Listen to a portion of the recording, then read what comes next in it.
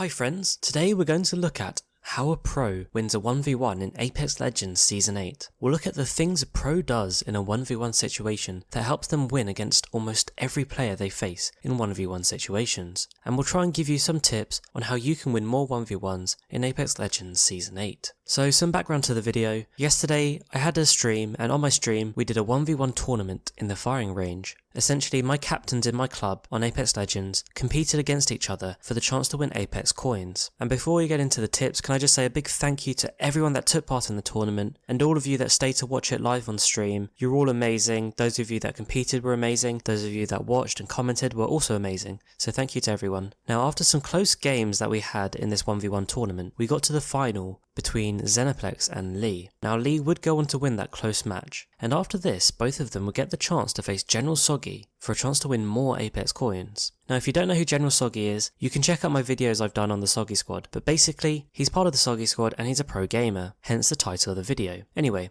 I thought it would be good to look and see what General Soggy does in his 1v1s to tell us what a pro does to win their 1v1s compared to every other player, and we'll pick out some tips based on this. Oh, by the way, a really good tip to start with is, if you want to practice your 1v1s and really see what it's like in a 1v1 situation to build up your skills, you can jump into the firing range and turn on friendly fire and go up to the rock at the top of the firing range and do 1v1s against your friends. It's a really great way to practice your 1v1 skills. Anyway, let's look at General Soggy in action and we can analyse as we watch to pick out some tips. So the first match was General Soggy against Lee. The first thing General Soggy does really well is to peek the corners but without losing cover. Cover is your friend in a 1v1 situation, so the first tip is to use cover as much as possible and try to judge your surroundings. You can see General Soggy knows this little bit of raised rock is enough to give him cover because he's a Wraith. If he was a Gibraltar, he probably wouldn't be pushing out that far, so it's about knowing your surroundings. Now Lee does really well to take the high ground, and it's always a good idea to take the high ground, but then General Soggy makes some more pro plays and he makes the decision to step back to widen his angle. This stops Lee looking straight down on him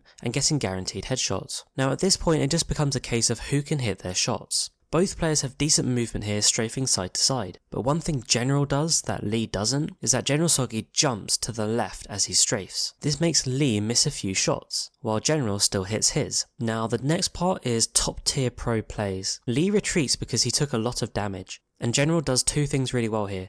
He pushes very quickly as Lee is retreating. He doesn't wait, and this means Lee doesn't have time to reposition and get an advantage again. And the second thing General does well is he switches to the Mozambique with hammer points. He knows that he's broken Lee's shields, and the Mozambique with hammer points is going to be more lethal. So the tip here is really keep track of what damage you do, and when you've done strong damage, don't hesitate. Push fast, because in a real game situation, you don't want to give your opponent time to heal or reposition. And because of this, the General wins the first round. Now in the second round, General holds his aim and doesn't stray too far from his cover, while you see Lee jump out quite a bit from cover that leaves himself really open, and it's over very quickly after that. So the tip here is to try to judge and be aware of where your opponent is, and don't stray too far from your cover. And that was the end of the match with Lee and General Soggy. Lee actually does really well here, and he's actually a little bit unlucky, but you can see these few pro tips make General win the game. Now we can quickly look at General against Xenoplex as well, because Xenoplex also had a chance to face General Soggy for some Apex coins, and we can learn a few extra tips here. The first round is a bit more tactical than we saw against Lee. They take it a little bit slower, which is actually a good thing to do. When you're in a 1v1, you don't always need to be the one rushing. Take your time to work out your situation and your scenario. One thing to note is that every time Zeno takes damage, it's actually because he's turning away to move. If you watch General Soggy, a lot of his movement when he's fighting, he's still holding his aim and he's moving side to side. When he wants to retreat behind cover, he does it while looking at his enemy.